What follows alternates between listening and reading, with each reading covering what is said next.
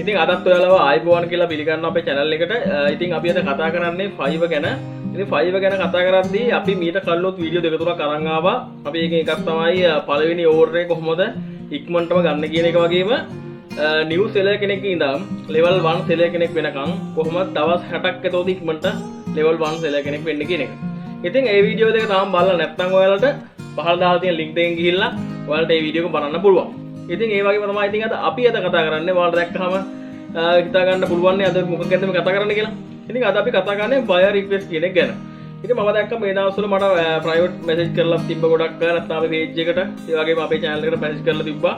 ඒ වගේම social media වලත් මේ දවස්වල ගොඩක් අය කතා වෙනවා buyer request ගැන.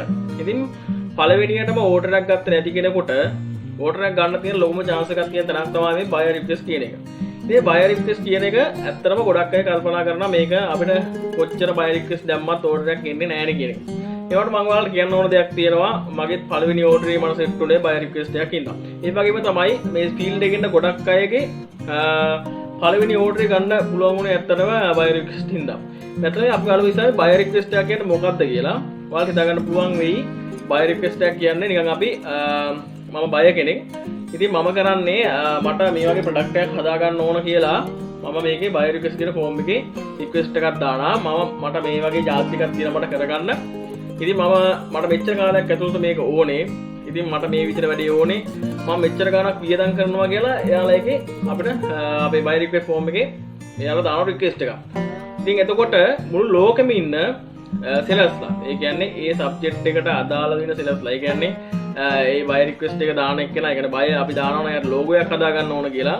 logo සම්බන්ධව ඉන්න මේ ලෝකේ Fiverr එක join වෙලා ඉන්න හැම seller කෙනෙක්ම මේ request එක දකිනවා. එතකොට එයාලා කරන්නේ ඒකට ලංසු තියෙනවා. ඒ කියන්නේ මේක ඇවරයි දේවරයි කතාවකගේ සිද්ධියක් තමයි මේක තියෙන්නේ. ඉතින් මේකෙදි එතකොට ඔයාලා new seller කෙනෙක් නම් නැත්නම් level 1 level 2 වුණත් අපිට මේක ඕනම කෙනෙක්ට අදාළ නැහැ. මේකට අපිට request කරන්න පුළුවන්. ඉතින් එතකොට අපි කරන්නේ buyer කෙනෙක් දාලා තියෙන මේ request එකට sellersලා කරන්නේ අපි ඔයා මේ ගාන හිතන්නකෝ $100කට එයා දාලා තියෙනවා නම් අපි කරන්නේ ඊට අඩු ගානට හරි එයාලට කරලා දෙන්න පුළුවන් ගානකට හරිය නැත්නම් ඊට එයා දාලා තියෙනවා සතියක් ඇතුළත මේක කරන්න කියලා අපිට මෙයාට දවස් දෙකකින් මේක දෙන්න පුළුවන් කියලා හරි අපි මෙයාට ඒක එත්තු ගන්නවා අපිට මේ කාරණය ඔයාගේ ඕඩර් එක මට කරලා දෙන්න පුළුවන් කියලා. අන්න ඒ විදිහට තමයි මේ buyer request එකක් නිර්මාණය වෙන්නේ. ඉතින් buyer request නිර්මාණය වෙන්නේ ඇත්තටම එක buyers-ලා ඉන්නවා මුළු ලෝකෙම ඉන්න buyers-ලා අපිට කෙලින්ම private message එකක් දාන්න කලින් එයාට ගොඩක් වෙලාවට එයාට ලාභයක් තියෙනවා. මේ buyer request එකක් හරහා එයාගේ order එක complete කරගන්න එක. ඒ මොකක්ද දන්නවද? එයාලට පොඩි ලාභයක් තියෙනවා. එයාලා දාන ගානටම වඩා අඩුවෙන් තමයි හැම කෙනාම request කරන්නේ. ඒ මොකක්ද දන්නවද? එයා ඩොලර් 1000ක් දාලා තියෙනවා නම් අපි ඩොලර් 1000කට දැම්මොත් request එක අපිට order එක හම්බෙන්නේ නැති ප්‍රවණතාවය වැඩි. ඉතින් ඒ වගේම තමයි ඒ හින්දා තමයි බයර්ලාගේ පැත්තෙන් මේක ඇත්තටම ගොඩක් ලොකු මේකක් තමයි යාලට ලොකු පහසුවක් තියෙනවා මේ බයර් රික්වෙස්ට් එකක් ක්‍රියේට් කරලා ඒ හරහා සෙලර්ස්ලා යාලා ගාවට ගෙන්න ගන්න එක. ඉතින් ඒ වගේම තමයි සෙලර් කෙනෙකුට ඒ කියන්නේ සෙලර් කෙනෙකුටත් ලේසිම වැඩක් තමයි ඕඩර් එකක් ගන්න මේ බයර් රික්වෙස්ට් එකකට බිඩ් එකක් තියෙන එක. ඒ කියන්නේ ලංසුවක් තියෙන එක. ඉතින් මේ වගේ මුළු ලෝකෙම ඉන්න හැම සෙලර් කෙනෙක්ම එයාලට හිතුනොත් මට රික්වෙස්ට් එකක් දාන්න ඕන බයර් රික්වෙස්ට් එක කරවම බිඩ් එකක් තියන්න ඕන කියලා හිතුනොත් එයාලට හම්බෙලා තියෙන විදිහට එයාලා කරන කැටගරි අනුව රික්වෙස්ට් කරන්න පුළුවන්. ඉතින් තව ගැටලුවක් තමයි ගොඩක් අයට තියෙනවා බයර් රික්වෙස්ට් පෙන්වන්න නැහැ කියන සිද්ධිය. මම කලින් වීඩියෝ එකේ මේ ගැන කතා කරා. මේ බයර් රික්වෙස්ට් පෙන්වන්න නැහැ කියන එක වෙන්න බැරි දෙයක්. ඒකට ඒක පෙන්වන වෙලාවක් තියෙනවා. මෙහෙමයි. buyer request හැම වෙලේම පෙන්වන කැටගරිස් තියෙනවා. මුළු දවසේ පැය 24ම වගේම මුළු දවස් 7ේම request පෙන්වන කැටගරිස් තියෙනවා. ඒ කැටගරිස් වලට අමතරව සමහර කැටගරිස් තියෙනවා ඒ වැඩි අපිට buyer request පෙන්වන වෙලාවක් තියෙනවා. ඒ වෙලාව හොයාගන්න එක තමයි seller කෙනෙක් ගාව තියෙන වැඩි. මොකද දන්නවද මට අද එක වෙලාවකට පෙන්වුවොත් සමහර විට ඔයාට පෙන්වන වෙලාව වෙනස් වෙන්න පුළුවන්. ඒ කියන්නේ buyer request අපි buyer request form එකේ පෙන්වන වෙලාව. ඉතින් දැන් ඔයාලට ගැටලුව ඇති අලුතෙන් මේ joint වෙලා ඉන්න කෙනෙක් නම් buyer request කොහෙද තියෙන්නේ කියලා. ඉතින් ඔයාලට දැන් බලා ගන්න පුළුවන් අපි මේ ඉන්නේ Fiverr page එකේ. මේ Fiverr page එක ඔයාලට පේනවා ඇති. මෙතන උඩින් තියෙනවා ඔයාලගේ account එකට ගියාම මම මේ ඉන්නේ buyer request කියන form එක. ඉතින් මෙතන more කියන බටන් එකක් තියෙනවා. මේ ක්ලික් කරපුවාම ඔයාලට ඉස්සෙල්ලාම බලා ගන්න පුළුවන් buyer request කියන form එකයි. ඊට පස්සේ අනිත් දේවල් ටික බලා ගන්න පුළුවන්. ඉතින් මම ඉන්නේ මේ buyer request කියන form එකේ. මම මේ click කරොත් අපිට log වෙන්න පුළුවන් අපේ buyer request කියන page එක. දැන් ඉතින් අපි ඉන්නේ buyer request කියන page එකේ. ඉතින් ඔයාලට පේනවා ඇති චුට්ටක් වෙලා යනවා එයා load කරගන්න request ගොඩ. මොකද මේ වෙනකොට මට තියෙනවා active orders 1001ක්. ඒ කියන්නේ මට buyer request 1001ක් මේ වෙනකොට පෙන්නනවා. ඒ වගේම මම මෙතනින් පෙන්නනවා මම send කරලා තියෙනවා buyer-ලට offer. ඒ කියන්නේ මම offers දවලා තියෙනවා. offers යනවා කියන්නේ මම ඔයාගේ වැඩේ කරන්න කැමතියි. මම මේ ගානට කරලා දෙනවා කියලා මම එයාට bid එකක් තියෙනවා. ඉතින් ඒ වගේ bid මම 336ක් දාලා තියෙනවා. ඉතින් මේ වෙද්දී ඉතින් මම කියන්නේ මේ පළවෙනි ඕඩර් එක ගන්න buyer request වලින් ගන්නවා නම් ටිකක් කට්ටක් ගන්න ඕන. මොකද මට මතක හැටියට මමත් අඩුම තරමේ 300ක් විතර වගේ ප්‍රමාණයක් දැම්ම පළවෙනි ඕඩර් එක ගන්න. ඒ කියන්නේ ගන්න තැනට එනකන් මම අඩුම තරමේ මෙහෙම පිට දීලා තිබ්බා එක එක කස්ටමර්ස් එක එක බයර්ස්ලට 300 ගණක් මට මතක හැටියට. ඉතින් ඊට පස්සේ තමයි මට පළවෙනි ඕඩර් සෙට් වුනේ. ඒක ගොඩක් අය කියනවා මම දැන් ඕඩර්ස් හෙන ගොඩක් බිඩ් දාලා තියෙනවා, බයි රික්වෙස්ට් කරලා තියෙනවා. ඒ වාට මට තාමත් ඕඩර් එකක් නැහැ කියලා මම දැක්ක ගොඩක් අය මට මැසේජ් කරලා තියෙනවා. ඉතින් මම ඒ හැමෝටම කිව්වේ මේකට ගොඩක්ම වටින්නේ ඉවසීම තමයි. ඒ වගේම අනිවාර්යෙන් මේකට ලක් එක දෙන්නත් ඕන. මොකද බයි රික්වෙස්ට් දාද්දී අපි සමහර අය මම දැකලා තියෙනවා දාලා තියෙනවා. එයාලා මට ස්ක්‍රීන්ෂොට් එකක් දාලා අයි මේ විදිහට තමයි මම දාලා තින්නේ. ඉතින් මේ විදිහ හරිද කියලා මම දැකලා ගොඩක් අය කරලා තියෙන එක වැරද්ද අපි බය දාලා තියෙන රික්වයර්මන්ට් එක කියවන්නේ නැති එක. ඒ කියන්නේ බය දාලා තියෙන රික්වයර්මන්ට් එක අපි කියවුවා නම් අපිට හිතා ගන්න පුළුවන් මෙයා කරන්න මෙයාට අවශ්‍ය දේ මෙන්න මේ දේ කියලා ඉවරලා අපිට ඒ අනුව අපිට රික්වෙස්ට් එක රික්වෙස්ට් කරන්න පුළුවන්. ඉතින් මම කියන්නේ තව එකක් අපිට දැන් මේ විදිහට බය රික්වෙස්ට් ගොඩක් අපිට පෙන්නනවා. ඉතින් ඔයාලට පුළුවන් බලා ගන්න මුළු ලෝකෙම ඉන්න බයස්ලා Tamanට ඕන දේ කරගන්න මේ විදිහට දාලා දැන් හිතන්නකෝ ඔයාලට පුළුවන් මෙතනින් බලා ගන්න මෙතන තියෙන all categories ටික. ඊට පස්සේ මේ page එකේ තියෙන ටික මම ඉස්සෙල්ලාම කියලා දෙන්නම් ඔයාලට. ඊට පස්සේ active orders තියෙන කොට, ඒ කියන්නේ active buyer request තියෙන කොට තමයි මෙතන පෙන්නන්නේ. ඊට පස්සේ අපි send කරලා තියෙන ප්‍රමාණය, ඊට පස්සේ අපිට දවසට ඉතුරුලා තියෙන offer ගන්න.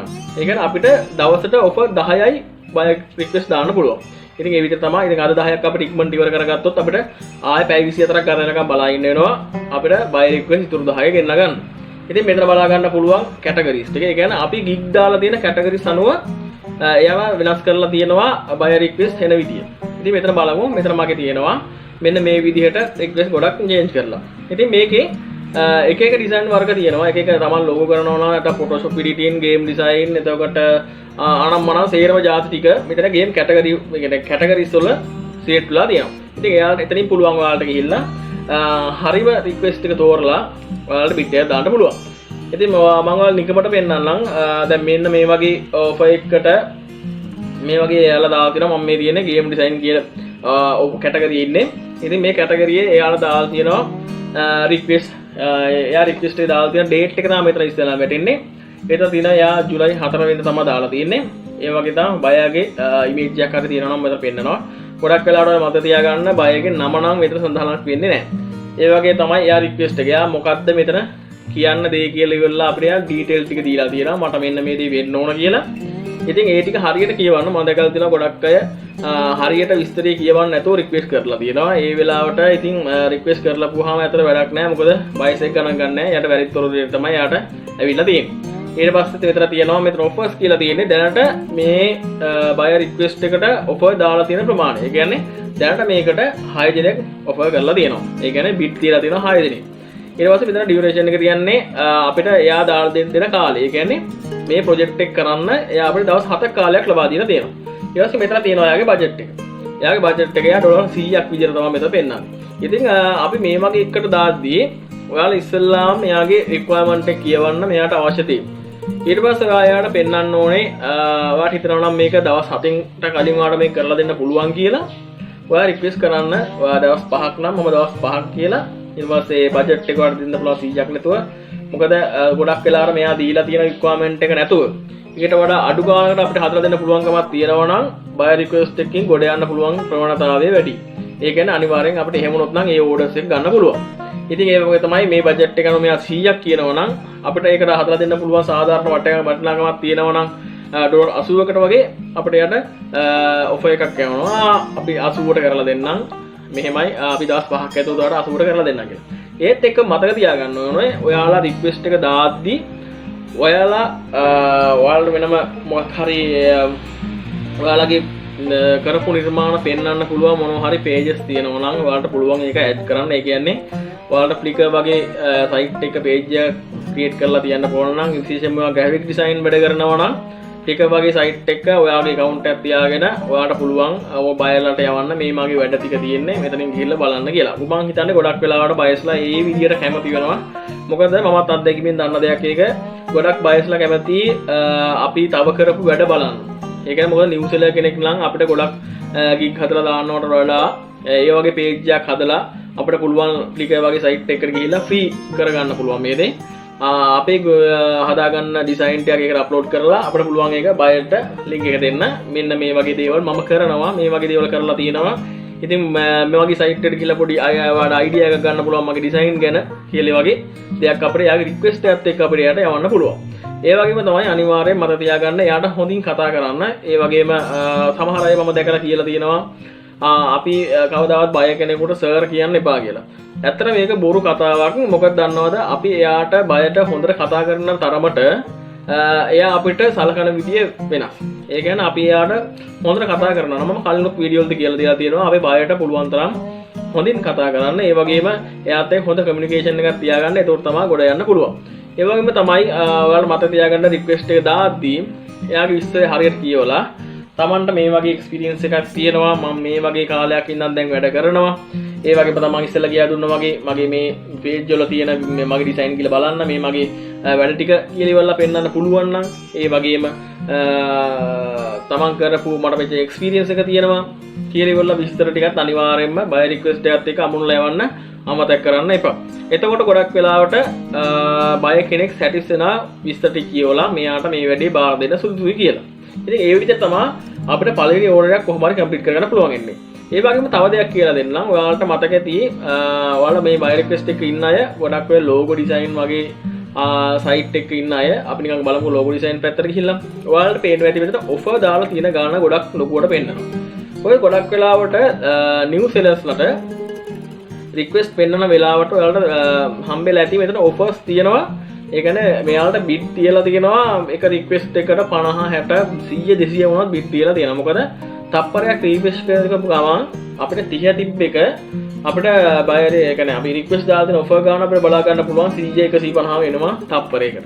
ඒ කියන්නේ මුළු ලෝකෙම ඉන්න සෙලර්ස්ලා මේකට රික්වෙස්ට් කරලා තියෙනවා. ඉතින් එහෙම වෙලාවට මම ඔයාලට කියන්න දෙයක් මෙතන ඔෆර්ස් ගාන 50ට වැඩි නම් දන්නකෝ මෙතන තියෙනවා 60ක් 70ක් කියලා. කවදාවත් ඒ වගේ වෙලාවට මෙතෙන්ද බය රික්වෙස්ට් එකකට රික්වෙස්ට් කරන්න යන්න එපා. මොකද දන්නවද බය කෙනෙක් වුණත් ඉස්සෙල්ලාම බලන්නේ එයාට ඉස්සෙල්ලාම පෙන්නන ප්‍රමාණය. එයා බය රික්වෙස්ට් 100ක් තිබ්බ කියලා රික්වෙස්ට් 100ම කියවන්නේ නැහැ. ඉතින් එහෙම වෙලාවට දැන් මම වුණත් මම බය කෙනෙක් නම් මට මැසේජ් 100ක් දාලා දෙනවා මම මැසේජ් 100ම කියවන්නේ නැහැ. ඉස්සෙල්ලාම 10 15 අනුව තමයි තීරණය කරන්නේ කාටද දෙන්න ඕන ඕඩර් එක කියලා. ඉතින් ඒ වගේ දේවල් මතක තියාගන්න මම දැකලා තියෙනවා ගොඩක් අය මමත් කරගත්ත මුල් කාලේ වැරද්දක් තමයි සාමාන්‍යයෙන් ඔෆර් 100ක් විතර දාලා තියෙන ඒවට මම රික්වෙස්ට් කරන එක කවදාවත් ඒවා ඇත්තටම අප්රූවල් වෙලා නැහැ. ඉතින් ඒකින්ද ඔයාලා මතක තියාගන්න ඔෆර් 100ක් ඒ කියන්නේ 100ක් 200ක් 50ක් එහෙම තියෙන ඒවා කවදාවත් දාන්න යන්න එපා. අඩුම 50ක්වත් තියෙන ඒවාට විතරක් අපි රික්වෙස්ට් එකක් ගන්න. නැත්නම් ඔයාගේ රික්වෙස්ට් එක අපරාධයි. මොකද දවසට රික්වෙස්ට් 10යිනේ හම්බෙන්නේ. ඒ 10 අපරාධය අහක දාවන් ගත්තොත් ඔයාට ඇත්තටම ආයේ පවුවදා දවසක් නිකන් තව පැය 24ක් වෙනකම් බලා ඉන්නවා තව රික්වෙස්ට් ටිකක් අරගන්න.